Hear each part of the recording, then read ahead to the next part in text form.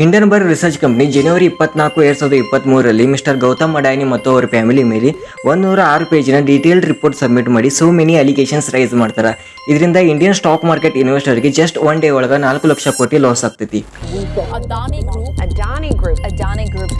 ಅದಾನಿ ಸಾಮ್ರಾಜ್ಯದಲ್ಲಿ ಸುನಾಮಿ ಎಬ್ಬಿಸಿದ Hindenburg report. Adani ಅವರಿಗೆ ಅದೇನು ಗ್ರಹಚಾರ ಕೆಟ್ಟಿದೆಯೋ ಏನೋ ಗೊತ್ತಿಲ್ಲ. ಅದಾನಿ ಸಮೂಹಕ್ಕೆ 1 ಲಕ್ಷ ಕೋಟಿ. Major short seller Hindenburg Research report ನಲ್ಲಿ ಇರುವುದೇನು? ಒಂದೇ ಒಂದು ವರದಿಗೆ ಅದಾನಿ ಸಾಮ್ರಾಜ್ಯವೇ ಪತನ ಆಗೋಯ್ತಾ. 5 ಲಕ್ಷ ಕೋಟಿ ನಷ್ಟ. ಅದಾನಿ ಗ್ರೂಪ್ ಮುಂದೆ after the 80 months of time August 11, 2024ರಲ್ಲಿ ಹಿಂಡನ್ಬರ್ಗ್ 72 ಪೇಜಿನ ಮತ್ತೊಮ್ಮೆ ಆರ್ಟಿಕಲ್ ಪಬ್ಲಿಷ್ ಮಾಡ್ತೈತಿ. ಬಟ್ ಈ ಸಾರಿ ಅಲಿಗೇಷನ್ಸ್ ಅಡಾನಿ ಫ್ಯಾಮಿಲಿ ಮೇಲೆ ಇರುವುದಿಲ್ಲ. But this one direct checkmate for the SEBI chairperson Madhabi Puri. ಹಗರಣದಲ್ಲಿ ಸೆಬಿ ಅಧ್ಯಕ್ಷೆ ಭಾಗಿ. ಸಂಸ್ಥೆ ಮತ್ತೊಂದು ಸ್ಫೋಟಕ ವರದಿಯನ್ನು ಮಾಡಿದೆ.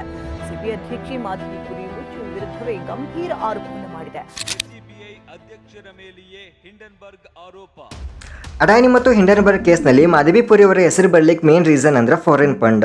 ಹಿಂಡನ್ಬರ್ಗ್ ಅವರು ಫಸ್ಟ್ ರಿಪೋರ್ಟ್ನಲ್ಲಿ for the stock manipulation Adani ಮತ್ತು Adani brothers foreign fund use ಮಾಡಿ ಆರ್ಟಿಫಿಷಿಯಲ್ ಡಿಮ್ಯಾಂಡ್ ಕ್ರಿಯೇಟ್ ಮಾಡಿದ್ರು ಅಂತ ಕ್ಲೇಮ್ ಮಾಡಿದ್ರು. But in second report Hindenburg ಈ ಫಾರಿನ್ ಫಂಡ್ ಒಳಗೆ ಕರೆಂಟ್ ಸೆಬಿ ಚೇರ್ಪರ್ಸನ್ ಮತ್ತು ಅವ್ರ ಹಸ್ಬೆಂಡ್ ಇನ್ವೆಸ್ಟ್ ಮಾಡಿದ್ರು ಅಂತ ಸೀರಿಯಸ್ ಅಲಿಗೇಷನ್ ರೈಸ್ ಮಾಡಿ ಇದೇ ಕಾರಣದಿಂದ ಸೆಬಿ ಅಡಾನಿ ಮೇಲೆ ಯಾವುದೇ ಸೀರಿಯಸ್ ಆಕ್ಷನ್ ಮತ್ತು ಇನ್ವೆಸ್ಟಿಗೇಷನ್ ನಡೆಸುತ್ತಿಲ್ಲ ಅನ್ನೋದು ಹಿಂಡನ್ಬರ್ಗ್ ಅವರ ಆರೋಪ. ಈ overall scenario simple words ಒಳಗೆ ಪ್ರೆಕ್ಯೂಡನ್ ಮಾಡೋದಾದ್ರೆ current SEBI chairperson invested in foreign fund. ಈ ಫಾರಿನ್ ಫಂಡ್ ಯೂಸ್ ಮಾಡಿ ಅಡಾನಿ ಸ್ಟಾಕ್ಸ್ ಮ್ಯಾನಿಪುಲೇಟ್ ಮಾಡಿದ್ದಾರೆ. So according to Hindenburg current SEBI chairperson Madhabi Puri directly or indirectly involved in this scam. ಇದ ಕಾರಣಕ್ಕಾಗಿ SEBI Adani against ಯಾವುದೇ legal action ತಗೊಳ್ತಿಲ್ಲ ಅನ್ನೋದು Hindenburg second report major points. To become an entrepreneur and work to build a greater India. But Madhavi Puri ಮತ್ತು ಅವ್ರ husband ಈ Adani stocks ಒಳಗೆ invest ಮಾಡಿರೋ ಅಮೌಂಟ್ ಬಂದುಬಿದ್ದು ಓನ್ಲಿ 7 crore. ಈ 7 ಕೋಟಿ ರೂಪಾಯಿ ಅಡಾನಿ ಸ್ಟಾಕ್ ಮ್ಯಾನಿಪುಲೇಟ್ಗೆ ಅಷ್ಟು ದೊಡ್ಡ ಇಂಪ್ಯಾಕ್ಟ್ ಆರ ದೆನ್ ಹಿಂಡನ್ಬರ್ಗ್ ಮೋದಿ ಮೇಲೆ ಈಸಿಲಿ ಅಲಿಗೇಷನ್ ಮಾಡ್ಬೋದು. ಬಿಕಾಸ್ ಈ ಅಡಾನಿ ಗ್ರೂಪ್ ಸ್ಟಾಕ್ಸ್ ಒಳಗೆ LIC ಒಂದು 74,000 ಕೋಟಿ ರೂಪಾಯಿ ಇನ್ವೆಸ್ಟ್ ಮಾಡಿದ್ರೆ SBI ಮ್ಯೂಚುವಲ್ ಫಂಡ್ ಥ್ರೂ 1,900 ಕೋಟಿ ರೂಪಾಯಿ ಇನ್ವೆಸ್ಟ್ ಮಾಡೈತಿ. ಆ್ಯಂಡ್ SBI ಈ ಅಡಾನಿ ಗ್ರೂಪ್ ಕೊಟ್ಟಿರೋ ಲೋನ್ ಹೊರತುಪಡಿಸಿ ನಮ್ಮ ಇಂಡಿಯಾ ಒಂದು ಡೆಮೋಕ್ರೆಟಿಕ್ ಕಂಟ್ರಿ. ಎವ್ರಿ ಮ್ಯಾಟ್ರ್ ಒಳಗೂ ಪಾಲಿಟಿಕ್ಸ್ ಎಂಟರ್ ಆಗ್ತೈತಿ. ಅಪೋಸಿಷನ್ ಪಾರ್ಟಿ ಚಲೋ ಕೆಲಸ ಮಾಡಿದ್ರು ಅಪೋಸ್ ಮಾಡ್ತಾರ, ಕೆಟ್ಟ ಕೆಲಸ ಮಾಡಿದ್ರು ಅಪೋಸ್ ಮಾಡ್ತಾರ. ಇದಂತರೂ common. So Adani group stocks ಒಳಗ ಪ್ರೈವೇಟ್ ಸೆಕ್ಟರ್ ಇನ್ವೆಸ್ಟರ್ಗಿಂತ ಜಾಸ್ತಿ stocks public sector like SBI LIC allocation ಜಾಸ್ತಿ ಐತಿ. ಹಿಂಡನ್ಬರ್ಗ್ ರಿಪೋರ್ಟ್ನಿಂದ ಮಾರ್ಕೆಟ್ ಕ್ರ್ಯಾಶ್ ಆದ್ಮೇಲೆ SBI ಮತ್ತು LIC ಗೆ ಹೆವಿ ಲಾಸ್ ಆಗ್ತೈತಿ. ಇದು ಅಪೋಸಿಷನ್ ಪಾರ್ಟಿ ಮೋದಿ ಗೌರ್ಮೆಂಟ್ ಮೇಲೆ ಬ್ಲೇಮ್ ಮಾಡಾಕ ಈಸಿ ಆಯಿತು. ಬಿಕಾಸ್ SBI ಮತ್ತು LIC ಇನ್ವೆಸ್ಟ್ಮೆಂಟ್ ನಮ್ಮ ದೇಶದ ಜನರ ಸೇವಿಂಗ್ಸ್. ಇದರಿಂದ ಅಡಾನಿ ಗ್ರೂಪ್ ಸಹ ಹೆಲ್ಪ್ ಮಾಡಾಕ ಮೋದಿ ಗೌರ್ಮೆಂಟ್ ಕೈವಾಡ ಐತಿ ಅಂತ ಅಪೋಸಿಟ್ ಪಾರ್ಟಿ ಬ್ಲೇಮ್ ಮಾಡಿ current SEBI chairperson Madhabi Puri ರಾಜೀನಾಮೆ ನೀಡಬೇಕಂತ ಒತ್ತಾಯಿಸಿದ್ರು. ಅದಾನಿ ಪ್ರಕರಣವೇ ಹೋರಾಟದ ಅಸ್ತ್ರ ಆಗಿದೆ. ಸಂಸತ್ನಲ್ಲಿ ಅದಾನಿ ವಿಚಾರವನ್ನ ಚರ್ಚೆಗೆ ತೆಗೆದುಕೊಳ್ಳುವಂತೆ ಪ್ರತಿಪಕ್ಷಗಳು ಆಗ್ರಹಿಸಲಾಗ್ತಾ ಇದೆ. ದೇಶದ ಹಲವು ಬ್ಯಾಂಕ್ಗಳು ಅದಾನಿ ಅವರಿಗೆ ಸಾಲ ನೀಡಿವೆ. SBI ನೀಡಿದ್ದೆಷ್ಟು? SBIಗೂ ಕೂಡ ನಷ್ಟ ಆಗಿದೆ, LICಗೂ ಕೂಡ ನಷ್ಟ ಆಗಿದೆ.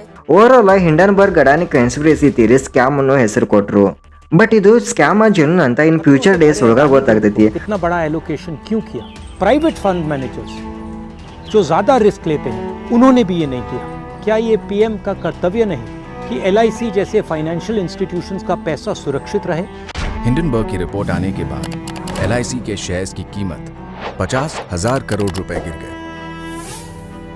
क्या PM 24 जनवरी 2023 के बाद अदानी में निवेश से LIC को हुए असली नुकसान की सच्चाई बताएंगे? LIC के इन्वेस्टमेंट के बाद घबराए हुए अदानी की रिटेल इन्वेस्टर्स की परेशानियों को कम करने के लिए PM क्या कर रहे हैं? क्या अदानी ग्रुप को बचाने के लिए LIC और SBI को ऑर्डर दिया गया? ಆದರೆ ರಾಹುಲ್ ಗಾಂಧಿ ಹರ್ಷದ್ ಮೆಹ್ತಾ ಸ್ಕ್ಯಾಮ್ ಒಳಗ ಅವ್ರ ಕಾಂಗ್ರೆಸ್ ಪಾರ್ಟಿ ಲೀಡರ್ ನರಸಿಂಹರಾವ್ ಹೆಸರು ಮತ್ತು ಅಬ್ದುಲ್ ಕರೀಂ ತ್ಯಾಗಿ ಸ್ಕ್ಯಾಮ್ ಒಳಗ main leader Sharad Pawar involve ಇದ್ದಿದ್ದ ಮತ್ತಿದಾರ ಅಂತ ಅನಿಸ್ತೈತಿ.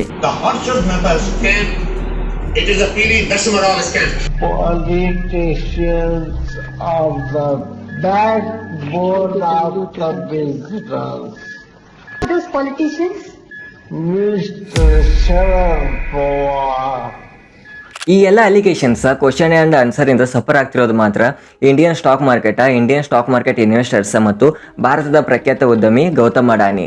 ಅಡಾನಿ ಗ್ರೂಪ್ ಆಫ್ ಕಂಪನಿ ಮತ್ತು Indian ಇನ್ವೆಸ್ಟರ್ಸ್ಗೆ Hindenburg first ರಿಪೋರ್ಟ್ನಿಂದ 4 lakh crore loss ಆದ್ರೆ ಜಸ್ಟ್ 2 ಡೇಸ್ ಒಳಗ LIC ಪಬ್ಲಿಕ್ ಸೆಕ್ಟರ್ ಕಂಪನಿಗೆ 18,000 ಕೋಟಿ ಲಾಸ್ ಆಗ್ತೈತಿ. ಈ report world top 10 richest people list ನಲ್ಲಿ 3ನೇ ಸ್ಥಾನದಲ್ಲಿದ್ದ ಗೌತಮ್ ಅಡಾನಿ 8ನೇ ಪ್ಲೇಸಿಗೆ ಬರ್ತಾರ. This one biggest disaster for Gautam Adani. ಇನ್ನು ಜಸ್ಟ್ 3 ಡೇಸ್ ಒಳಗ ಅಡಾನಿ ವಿಲ್ಮರ್ ಸ್ಟಾಕ್ 10% ಕ್ರ್ಯಾಶ್ ಆಗ್ತೈತಿ. Adani power 11%, Adani enterprises 20%, Adani ports 21%, Adani green energy 22%, Adani total gas limited 25%, Adani transmission around 27%. ಇನ್ನು ಈ ರಿಪೋರ್ಟ್ ಬಂದು 10 ಡೇಸ್ ಕನ್ಸಿಡರ್ ಮಾಡಿದ್ರೆ ಕೆಲವೊಂದಿಷ್ಟು Adani group of company stocks more than 60% crash ಆಗ್ತಾವ. A US-based short seller published a report to short our stocks. I take this opportunity to thank our investment bankers, institutional investors, and shareholders from within and outside the country for giving unflinching support to the FPO. Hindenburg 2 way ಒಳಗ profit ಮಾಡ್ತೈತಿ.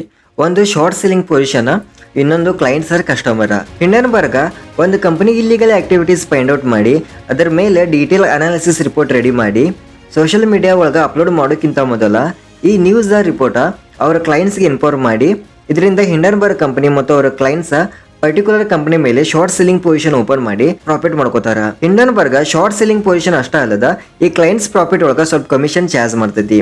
Hindenburg Adani group of companies illegal activity ಮೇಲೆ 2 ವರ್ಷ secret analysis ಮಾಡಿ ಅಡಾನಿ ಮತ್ತು ಅವರ family ಮೇಲೆ stock manipulation, money laundering, fake financial numbers, family control, too much of loan ಅಂತಹ so many allegations Hindenburg first report ಒಳಗೆ ಪಬ್ಲಿಷ್ ಮಾಡ್ತೈತಿ.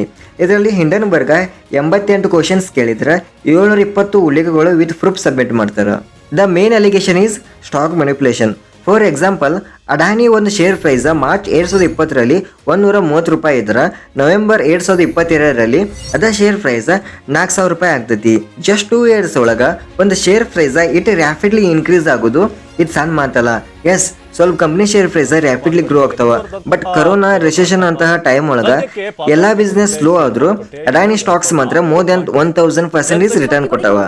During the time of corona and recession Adani group performance at ಸರಿ ಇಲ್ಲ ಅಂದ್ರು ಅವ್ರ share price increase ಆದ್ರೂ ಹೇಗಾಯ್ತು ಅನ್ನೋದು ಹಿಂಡನ್ಬರ್ಗ್ ಅವರ ಅಲಿಗೇಷನ್. ಸ್ಟಾಕ್ ಮಾರ್ಕೆಟ್ ಒಳಗ listed company share price promoters easily control ಮಾಡಬಹುದು. ಸೊ ಮಾರ್ಕೆಟ್ ಫೇರ್ ರೀತಿ ಇರ್ಬೇಕಂತ ಸೆಬಿ ಒಂದು ರೂಲ್ಸ್ ಐತಿ. ಯಾವುದೇ ಕಂಪನಿ ಪ್ರಮೋಟರ್ಸ್ 75% ಗಿಂತ ಜಾಸ್ತಿ ಶೇರ್ಸ್ ಹೋಲ್ಡ್ ಮಾಡುವಂತಿಲ್ಲ. ಇನ್ನು ಉಳಿಕಿದ 25% ಶೇರ್ಸ್ ನಮ್ಮಂತಹ retail investors big private companies invest ಮಾಡ್ತಾವ through equity or mutual funds. Normally ಸ್ವಲ್ಪ companies 40 to 50% on average hold ಮಾಡ್ತಾರೆ. ಬಟ್ ಇನ್ ಅಡಾನಿ ಮ್ಯಾಟ್ರ್ ಒಳಗೆ ಹಿಂಡನ್ಬರ್ಗ್ ಹೇಳೋದು ಏನಂದ್ರೆ already 75% of shares promoters hold ಮಾಡಿದ್ದು ಅಷ್ಟೇ ಅಲ್ಲದ ಇನ್ನು ಉಳಿದ 25% ಶೇರ್ಸ್ ಫಾರಿನ್ ಕಂಟ್ರಿ ಒಳಗ ಶೆಲ್ ಕಂಪನಿಯಿಂದ ಅಡಾನಿ ಸ್ಟಾಕ್ಸ್ ಹೋಲ್ಡ್ ಮಾಡಿ ಇಂಡೈರೆಕ್ಟ್ಲಿ ಅಡಾನಿ ಮೆಜಾರಿಟಿ ಕಂಟ್ರೋಲ್ ತಗೊಂಡು ಆರ್ಟಿಫಿಷಿಯಲ್ ಡಿಮ್ಯಾಂಡ್ ಕ್ರಿಯೇಟ್ ಮಾಡಿ ಅಡಾನಿ ಮಾರ್ಕೆಟ್ ಮ್ಯಾನಿಪುಲೇಟ್ ಮಾಡುತ್ತಿದ್ದಾರೆ ಅನ್ನೋದು ಹಿಂಡನ್ಬರ್ಗ್ ಅವರ ಅಲಿಗೇಷನ್. ಆರ್ಟಿಫಿಷಿಯಲ್ ಡಿಮ್ಯಾಂಡ್ ಕ್ರಿಯೇಟ್ ಮಾಡಿರೋದು ಯಾಕಂದ್ರೆ ಫಾರ್ ಎಕ್ಸಾಂಪಲ್ ಒಂದು ಕಂಪನಿ ಐತೆ ಅಂತ ತಿಳ್ಕೊಳ್ಳೋಣ. With a total of 100 shares ಒಬ್ಬ ಇನ್ವೆಸ್ಟರ್ಸ್ ಬಂದು 10 ಶೇರ್ಸ್ 10,000 rupeesಗೆ ಬೈ ಮಾಡಿದ್ರೆ over all company valuation 1 lakh ಆಗ್ತೈತಿ. ಸಿಮಿಲರ್ಲಿ ದೊಡ್ಡ ಕಂಪನೀಸ್ ಅವರು ಇನ್ವೆಸ್ಟರ್ಸ್ ಇನ್ವೆಸ್ಟ್ ಮಾಡಿದ್ರೆ automatically company valuation and share price ಜಾಸ್ತಿ ಆಗ್ತೈತಿ. ಸೊ ಈ ಶೇರ್ಸ್ ಗಿರ್ವಿ ಆರ್ ಕೊಲ್ಯಾಟ್ರಲ್ ಇಟ್ಟು ಕಂಪ್ನೀಸ್ ಲೋನ್ ತಗೋತಾವ. ಇಫ್ ಕಂಪ್ನಿ ಶೇರ್ ಪ್ರೈಸ್ 100 ರೂಪಾಯಿ ಇದ್ರೆ ಪರ್ ಶೇರ್ 100 ರೂಪಾಯಿ ಲೋನ್ ಸಿಗ್ತೈತಿ. ಅದ ಒಂದು ಕಂಪ್ನಿ ಪ್ರೈಸ್ 1 ಲಕ್ಷ ರೂಪಾಯಿ ಇದ್ರೆ ಪರ್ ಶೇರ್ 1 ಲಕ್ಷ ರೂಪಾಯಿ ಲೋನ್ ಸಿಗ್ತೈತಿ. ಆ ಕಾರಣಕ್ಕಾಗಿ ಅಡಾನಿ ಆರ್ಟಿಫಿಷಿಯಲ್ ಡಿಮ್ಯಾಂಡ್ ಕ್ರಿಯೇಟ್ ಮಾಡಿ ಅಡಾನಿ ಸ್ಟಾಕ್ ಪ್ರೈಸ್ ಮ್ಯಾನಿಪುಲೇಟ್ ಮಾಡಿ ಶೇರ್ಸ್ ಗಿರ್ವಿ ಇಟ್ಟು ಲೋನ್ ತಗೊಂಡರು ಅನ್ನೋದು ಹಿಂಡನ್ಬರ್ಗ್ ಅವರ ಅಲಿಗೇಷನ್.